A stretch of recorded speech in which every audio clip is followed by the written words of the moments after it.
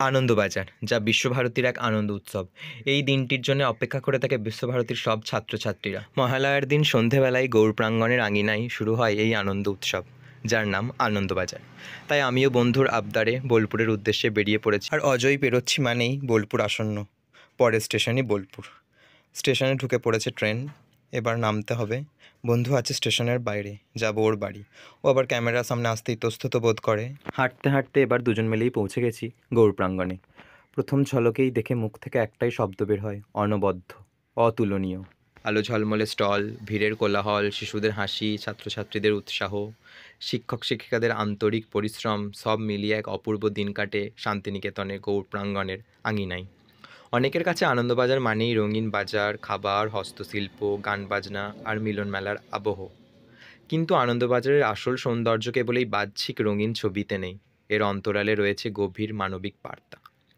প্রতি বছর এই বাজার থেকে যে অর্থ সঞ্চিত হয় তা সরাসরি পৌঁছে যায় বিশ্বভারতীর সেবা শাখায়, আর সেখানেই লুকিয়ে আছে বিশ্বভারতীর সত্যিকারের গৌরব। এই অর্থ দিয়ে চলে সমাজসেবা, দরিদ্র ও অভাবী মানুষের সাহায্য, নানা মানবিক উদ্যোগ। অর্থাৎ আনন্দবাজার শুধুমাত্র কেনাবেচা বা উৎসবের দিন নয়, এটি আসলে সবার হৃদয়ের দান, যা মানুষের কল্যাণে নিবেদিত হয়। আনন্দের মধ্যে দিয়ে সেবায় যে বার্তা বিশ্বভারতী বহন করছে তা আমাদের শেখায় উৎসব তখনই মহৎ যখন তার আনন্দ মানুষের জীবনে আলো জ্বালায়।